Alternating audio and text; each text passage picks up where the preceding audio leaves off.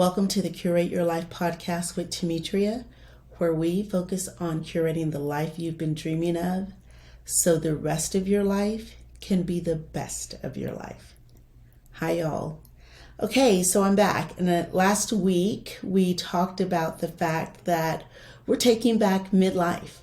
We just are. We're going to redefine it, reclaim it, and live it the way we want to live it. We're not going to be constrained by the definitions or the expectations or what society says midlife should look like.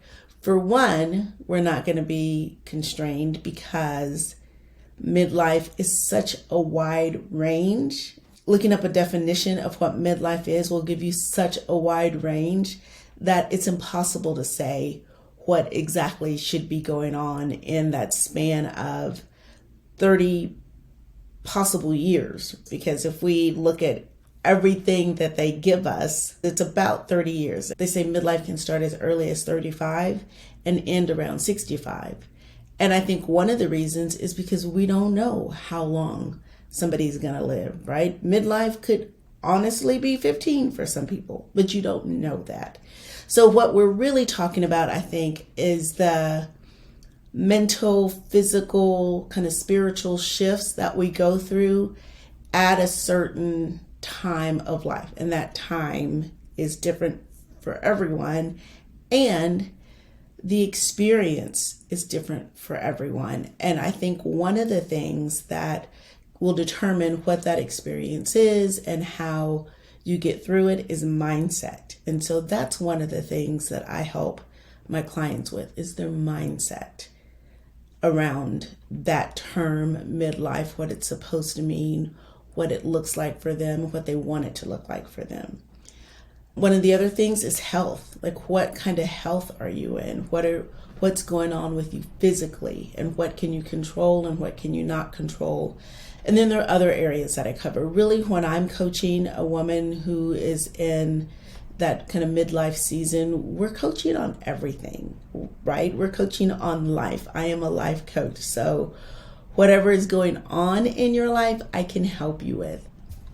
And I wanted to come here today because last week I told you the focus of this podcast is shifting slightly. It's still going to be about tips and ways to live your life and processes and things that you can put in place, things to help you curate a life that you love, but with a little bit of a different lens, right? The lens of a woman, me, going through midlife and sharing tips and information with you who may be at this season of life. So what I wanted to do today was to tell you a little bit more about me. And thinking back, I don't know that I've gone into kind of my whole story. So I'm just going to share a little bit about me and how I got here today as a life coach and helping women, helping myself as well. So I actually I'll probably go, I don't know. I was going to say I'll go backwards, but I probably will jump around a little bit. So how I got here at this juncture in my life starts around 2018, 18, I think. I found life coaching. I was scrolling through Facebook and this lady kept popping up on my Facebook feed, and I finally clicked to find out what it was all about. And I think she had a different name at the time. Well, she had the same name, but her program was Fit and Fat, PHIT and PHAT, Fit and Fat. And she was a weight loss coach. So I started to follow her, listen to her podcast, and I eventually joined her program. And it has since evolved into a no BS weight loss program. And she's fantastic. She's funny. She's got a potty mouth. So if you have delicate sensibilities, you might not want to go over there because the F-bomb is dropped on the regular. But she's a fantastic coach. And so I was in her program. I lost some weight. I gained some weight. I lost some more weight. But I lost a lot of mental weight, and all of the shoulds that I talk about, and how I thought everything was supposed to be, and just all of the mental grappling that goes on. I lost that, which has been life-changing. And originally I wanted to work for her, and maybe one of these days I will still coach in her program. I don't know, but one of the things I knew was that I needed to be certified to do that. So I went through a certification, got that. And at some point I decided that I wanted to just coach on my own, and decided to build this coaching practice. Well, little did I know that, oh boy, that's a lot. Right? Building a business, being an entrepreneur, being responsible for it all, from the website to the marketing to the actual coaching, all of it. It's a lot. And it has stretched me and made me grow and made me think outside the box and made me do things that I didn't know I could do, build websites, more than one, because I've moved things around. Become a CEO basically of this business, CEO, COO, CFO of this business, all the hats, right? So it's been very interesting. It's been a great journey, but that's how I got here. And that journey started in 2018. In 2019, I decided that I wanted to do something different, that I didn't want to live in the suburbs. My dream is to live downtown Austin in a high rise on a high floor, and just to kind of be able to look out and see all of the city, right? And to see the storms roll in, or to see a sunset or a sunrise. That's my dream. So I got a little bit closer to my dream in 2019 when I sold my house and I moved to a central area. And I'm in an apartment complex, and it's 4 stories high. I'm on the 4th floor, so as high as I can go. I don't see the sunset because I'm facing a courtyard, but I'm facing the resort style pool, which is also a pretty view when I look out my window or when I sit on my balcony. But to get here, I decided that my version of the American dream looked a little different. I didn't want to be in a neighborhood close to an elementary school. I don't have kids. I'm not married. I was single in the suburbs, and it didn't seem as fun as single in the city. So I sold my house and I moved to the city. Now, COVID happened and I was single in this apartment by myself, but I also made the most of that experience, right? I took really good care of myself and really curated what was going on in my life during COVID, right? I did Zoom calls with people. I know we all did, but I intentionally kind of had my routines and a few people that were in my circle that I was okay interacting with, like in person during all that time. So I curated that experience. But I had to decide that what I wanted my picture to look like, and it wasn't having a home in the suburbs and doing that part of the American dream. It was something different. So I sold my house. But one of the things that I thought was going to happen was that all of these people were going to have opinions about it, because you're supposed to own a home, you're supposed to do certain things. First of all, when it came down to it, the only person that really had any say in it was me. Turns out that nobody, I won't say they didn't care, but they were not concerned about it. The only thing anybody said was that, want you to be happy, whatever works for you. And I'm thinking specifically now about my parents, because I think parents have dreams for kids and like home ownership and all those shoulds, and I had that, and I thought they were going to be like, oh, you can't sell your house, you got to keep that. They didn't really care. They were perfectly fine with it. So I've been here since 2019, and it's been fantastic. I just didn't want all the things that came along with, like mowing the yard. I didn't do it. Now, I paid somebody to do it, but it was still a thing that I had to think about, right? Like, that wasn't where I wanted to put my energy. That wasn't what I wanted my focus to be. It didn't light me up. Even after I renovated and I really kind of got things the way I wanted inside, I wanted all of that inside in a high-rise building. So I just came to terms with the fact that I didn't want to live in a house. I want to live in a condo type situation, and that's where I am. So that was one of the things. And then the other thing was, as I was building my business, and I'm still building my business, I decided that I was ready to leave my 23-year career. I worked for a fantastic company with fantastic people, and it was a very good job, right? And it was not lighting me up anymore. And I wanted to do this. I wanted to see if I could build this, if I could make this what I wanted it to be. I decided I need to put all of my focus and my energy and my heart into building this coaching practice. So here I am now doing this.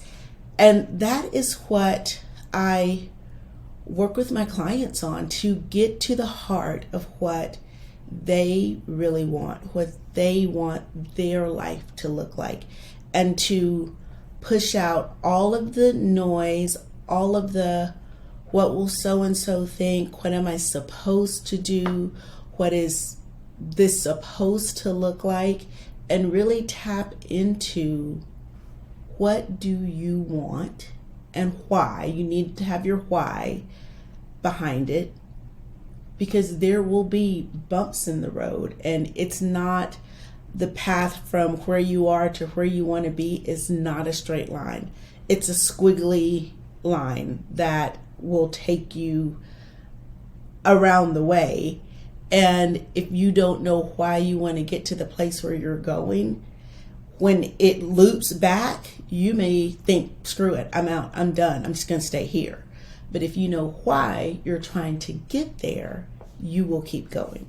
So what you want your life to look like and why. And then you start to take the steps to get there. And like I just said, it's not going to be a straight line most of the time. I would say 97, 98% of the time. It's not going to be a straight line to where you think you're going. There are going to be some ups and downs, some circle backs, but if you keep going, you will get there. Say you're on a trip from point A to point B, and you leave point A and you're driving and you get to a stoplight. You don't just turn around and go back to point A, right? You wait for that stoplight to turn green, and then you continue on your way. Or if you come to a four-way stop sign and everybody gets there at the same time, you have to sit there for a second and figure out who's going to go first and when it's going to be your turn to go and when you can go safely. And so that may slow you down, and that's something that you have to figure out.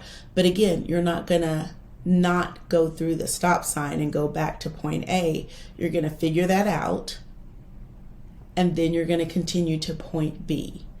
So that's how we make our way to a goal. That's how we get to where we want to go. When the obstacle shows up, and there will be obstacles because this is life, you figure out how to get past it, how to work it out, how to overcome it. That's how you get to a goal. And don't get hung up on the word goal, because a lot of people do. But having plans to go out to dinner on a Saturday night is a goal. It's a destination. It's something that you want in the future. That's all a goal is. So don't get so hung up on that word. Get busy acting and moving towards whatever it is you want.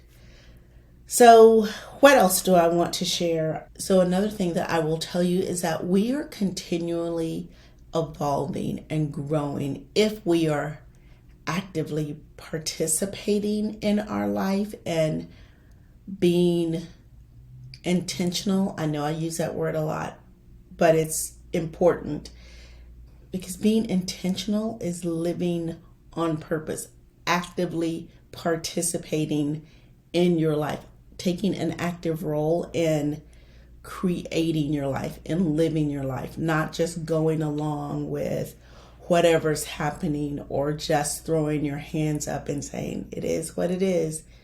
I do not like that saying. I do not like that saying because I think a lot of times we have some input and some say about what it is. If you had asked me in 2015, 16, 17, where I thought I would be in 2024, I probably would not have come up with this. That was not what I was thinking back then, because at that point in my life, I was not really putting that thought into it or contemplating that or considering what was possible. I was very much in a going through the motions phase of my life, but I started to take charge of my life and consider what was possible when I found out about coaching and when I started to do that inner work and when I asked myself, what do you really want?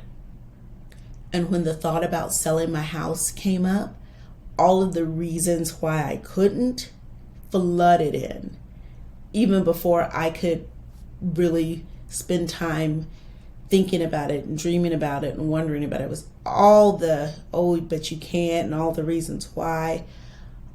My brain threw all the obstacles at me. But that little desire, that thought kept coming back. I want to be in the city. I want to be in the city. I want to live in town. And so I stopped and I just started thinking like, okay, well, what if I sold my house and how would I go about doing that? And I considered some options and then I asked some questions and I made some phone calls and I figured it out. And now here I am. And when I had that first thought about wanting to be a coach, all the reasons came up. You don't know how. That's why they have certifications, so you can learn. You've never done anything like this. What would that look like? How much would it cost? What if she doesn't hire you?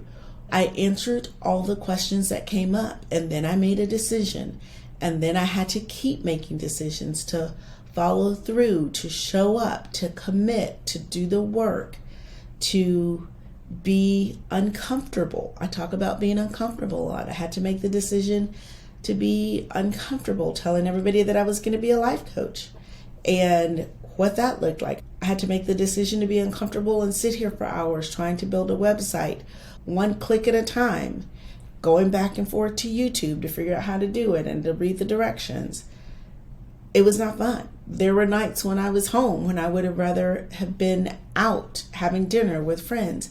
And there are still nights when I'm at home when I'd rather be out having dinner with friends, but I'm committed to building this business. But I also make time for the dinners with friends because I know that's important. But sometimes you have to put off the immediate gratification for the long-term thing that you want. And so I've had those conversations with myself as well. So it really is just kind of simple of deciding and committing, but it's hard to decide and commit and to stick with it.